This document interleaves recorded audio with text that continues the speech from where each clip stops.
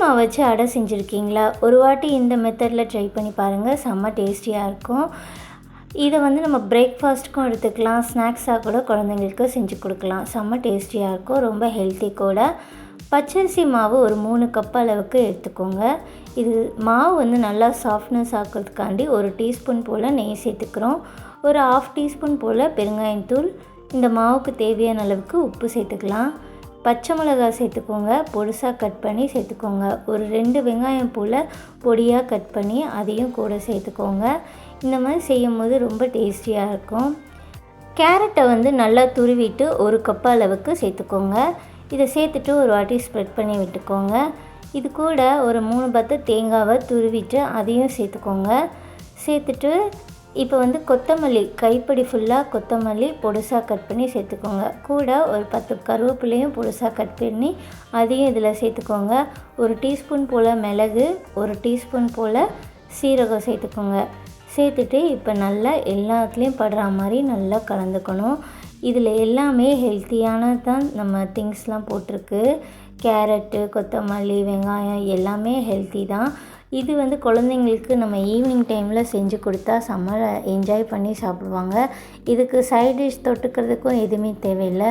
ஒரு வாட்டி செஞ்சிட்டிங்கன்னா அடிக்கடி செய்வீங்க, அவ்வளோ டேஸ்டியாக இருக்கும். இப்போ வந்து கொஞ்சம் கொஞ்சமாக தண்ணி சேர்த்துக்கலாம். இது வந்து நல்லா கொஞ்சம் தளர பிசைஞ்சிக்கணும். ரொம்ப கெட்டியாக பிசைஞ்சோன்னா நமக்கு வந்து அடை வந்து ஹார்டாக இருக்கும். கொஞ்சம் தளர பிசைஞ்சால் தான் நமக்கு தட்டுறதுக்கும் ஈஸியாக இருக்கும். தோசைக்கல்லில் சாஃப்டாக நல்லாயிருக்கும்.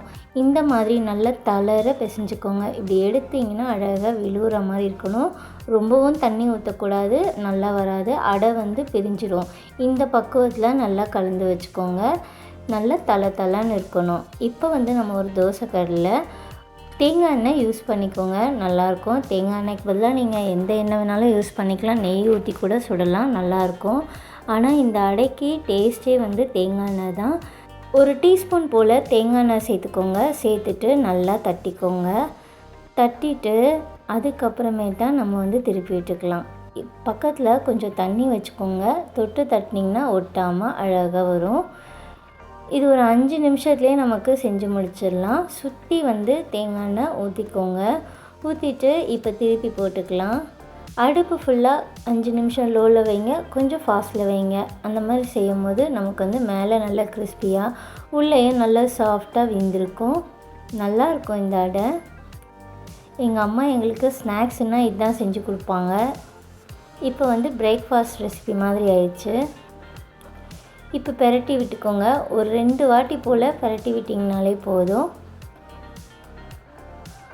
இதை வந்து ஒரு 2-3 வாட்டி பெரட்டி விட்டிங்கன்னா நல்லா கோல்டன் கலரில் வந்துடும். இந்த தேங்காய் எண்ணெயில் செய்யும் போது அவ்வளோ டேஸ்ட்டாக இருக்கும்.